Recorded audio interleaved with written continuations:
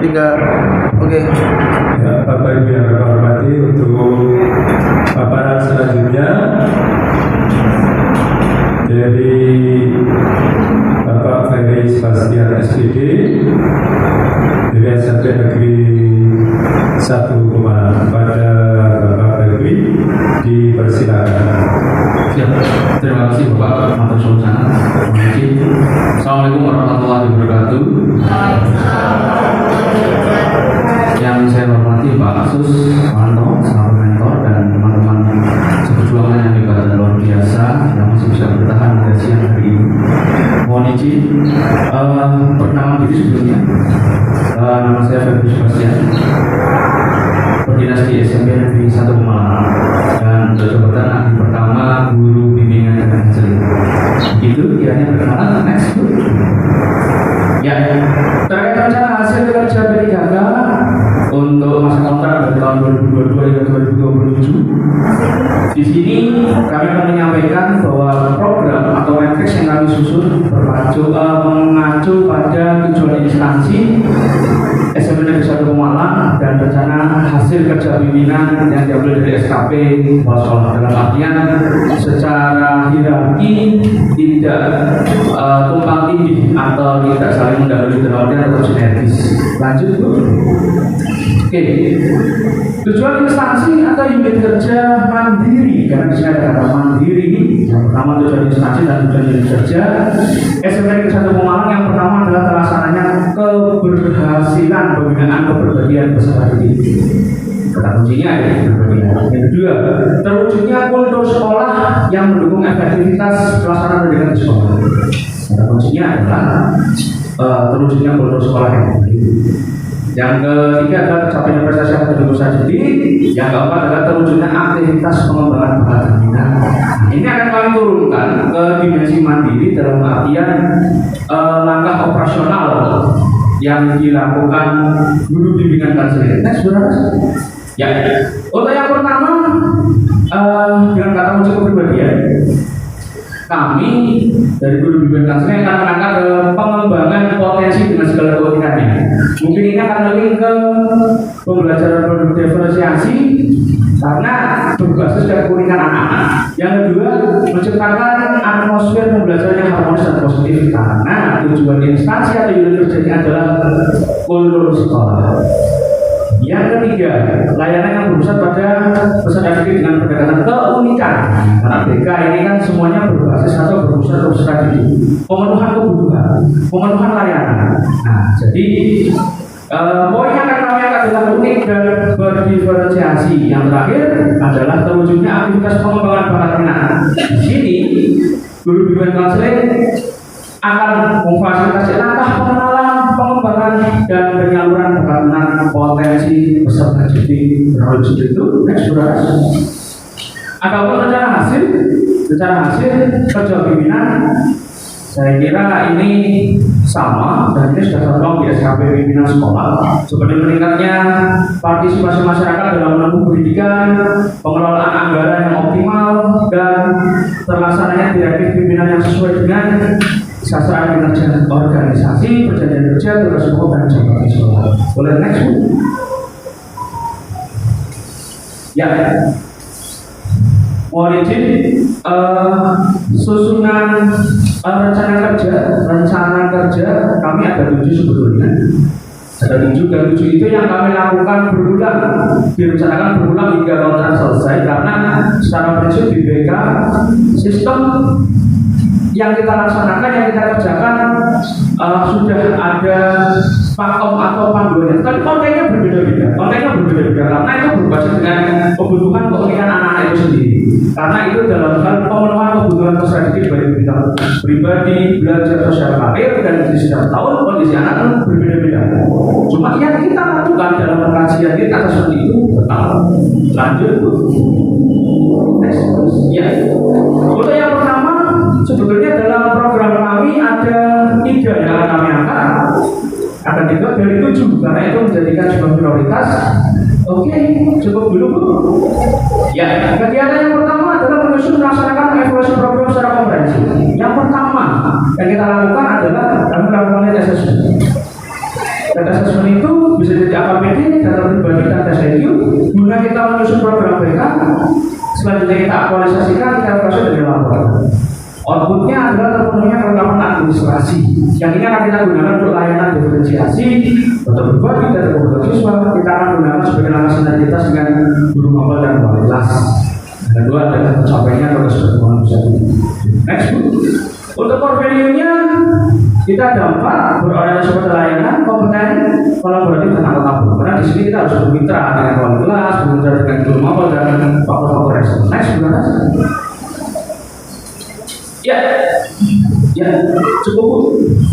Yang kedua, ini menjadi salah satu andalan atau mungkin salah satu yang expert, karena selain guru BK kami ini bisa menjangkau di pembelajaran di pagi, kami juga pengen menjangkau anak-anak yang berada di kegiatan sore. Jadi cakupan pegangan kami bisa menjangkau anak-anak, bisa selalu berada di tengah-tengah mereka untuk dalam fungsi pembinaan, pembimbingan bisa tanam. Yang pertama, tugas kami mengenai ekstrakurikuler. Kebetulan kami di Pasrai untuk kegiatan ditugasi untuk kegiatan ekstrakurikuler pramuka dan pencaksilat. Di sini secara tidak sengaja kami menemukan pola. Di sini kami secara tidak sengaja menemukan sebuah kejutan bahwa oh ya, kami bisa menyentuh anak-anak sedekat itu. Bukan berarti mendikotomi, oh ya anak ini khusus nih, rajin banget, ini anak spesial, ini anak ini lagi pengen cari perhatian. Nah, dengan berpegang pada diferensiasi tersebut, sekiranya bisa terjangkau, bisa terjangkau di sini. Dilalah terlepas pramuka dan ekstrakurikuler wajib dan pencaksilat adalah keunikan dan banyak diminati anak-anak dengan energi berlebih. Jadi kami menemukan hal unik di sini.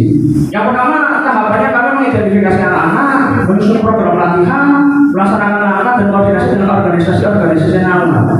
Di sisi lain kami juga mempersiapkan untuk sekedar latihan reguler. Selanjutnya kita persiapkan untuk prestasi dan partisipasi. Lanjut, Bu. Oke. Nah, di sini harapannya peserta dapat mengamalkan nilai-nilai baik yang ada dalam organisasi ekstrakurikuler tersebut. Kurang lebih itu, ini akan kami perjelas selanjutnya. Ya, core value-nya berorientasi pada layanan, kolaboratif dengan organisasi-organisasi nama school, kompeten dan akuntabel. Lanjut, Bu. Oke, yang ketiga, ini tugas relevan lainnya yang bersifat taktis. Jadi ada 5 yang akan kami angkat. Yang pertama, program anti pornografi dan pornografi dan pembentukan agen. Kedua, anti bullying dan pembentukan agen. Tiga, latihan dasar kepemimpinan. Sasarannya adalah rencananya kami akan mencapai ke ketua kelas atau pengurus ini. Yang keempat adalah program bela negara khusus, karena melihat kami anak-anak pada saat kegiatan upacara atau kegiatan nasionalisme ini lemah sekali, suntur sekali. Yang kelima adalah program konservasi. Next, ya. Kebetulan kami memang expert di bidang ekstrakurikuler dan pembinaan karakter. Langkah yang kami lakukan adalah langkah administratif dan koordinasi teknis. Katanya ini kemasannya mau dibuat seperti apa, ini bentukannya akan seperti apa, apakah moralnya, spiritualnya, kedisiplinannya, kita lakukan langkah teknis tersebut. Kedua, manakala program-program ini sudah kita tangani dalam level sekolah dan sudah bisa kita handle dalam sekolah, oh ternyata tidak terjadi sesuai harapan, maka perlu kita menggandeng organisasi-organisasi atau instansi-instansi untuk memperkuat misi kita tersebut. Yang ketiga, supporting system yang lain, dan ada hal teknis yang perlu dibahas dan dari kita evaluasi dan laporan. Next, ya. Nah, ini dari 5 itu sebetulnya opsional. Yang tujuannya sebetulnya adalah untuk karakter, sikap dan budaya pengembangan diri. Oke, lanjut. Core value-nya adalah orientasi pada pelayanan, kolaboratif dan akuntabel. Oke, ya. Itu yang bisa kami sampaikan dan rencana hasil refleksi kami di lapangan, karena kami baru masuk di SMP 1 tahun dan kami mencoba memahami atmosfer baru. Terima kasih. Mohon izin barangkali ada salah-salah kata, barangkali teman-teman ada masukan, kritik, saran atau pertanyaan dari Pak Mentor. Monggo Pak Rasul. Ya. Terima kasih pada Bapak Febri yang sudah memberikan pemaparan terkait dengan hasil kerjanya. Tadi terkait dengan program BK, bahwa Bapak Febri juga merangkap menjadi pembina ekstra pramuka dan pencaksilat ya Pak ya. Tadi juga sudah menjadi satu program unggulan mungkin dari program BK itu. Dan seberapa efektif sinerginya dari program BK dengan program-program ekstrakurikuler yang mungkin sudah diketahui dari Pak Febri yang menjadi pembina pramuka dan pembina pencaksilat. Itu saja. Siap Bapak, matur suwun. Jadi untuk BK capaian kita kan karakter dan dalam memberikan karakter muaranya ada ke moral, spiritual dan psikologis.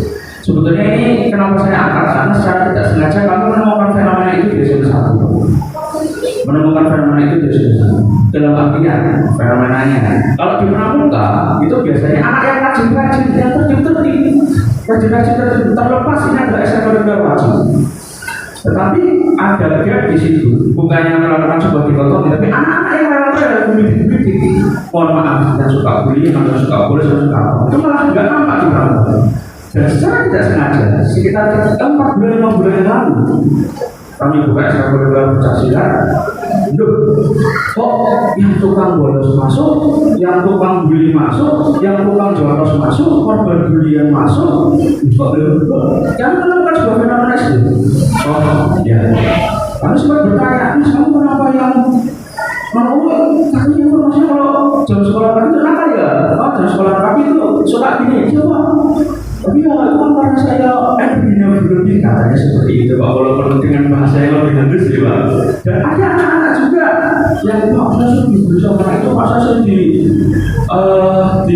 mohon maaf dirundung sama anak itu gabung dan pembulinya ya ikut, yang korbannya ya ikut dan juga nambah gitu. Jadi ketemu fenomena di situlah memang di pramuka itu ada nilai-nilai efektif dasar dan mohon maaf di pencaksilat yang kami bawa adalah PSHT.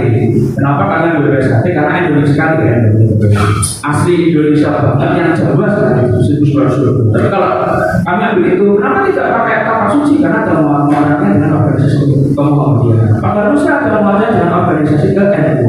Jadi kami coba yang asli daerah Indonesia. Jadi tidak sengaja di pencaksilat yang tukang bully, tukang beluk, tukang bolos, korban bulian. Nah, di situ nilai-nilai kepesertaan yang maknanya tahu benar, tahu semua.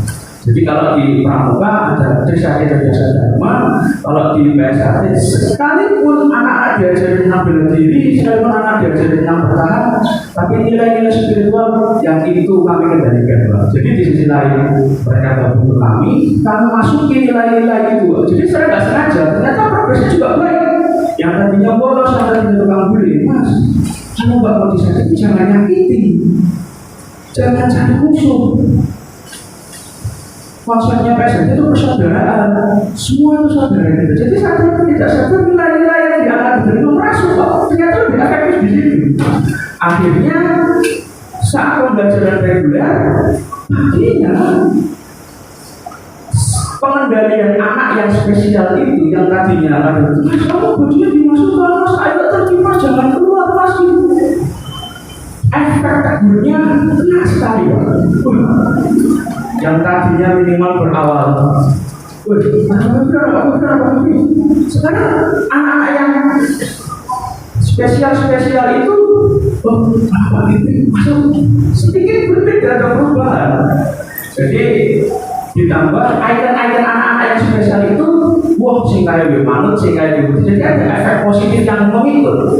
Jadi kurang lebih begitu Bapak pengembangan diri di reguler dapat di ekstra dapat. Atau suatu saat kurang lebih seperti itu.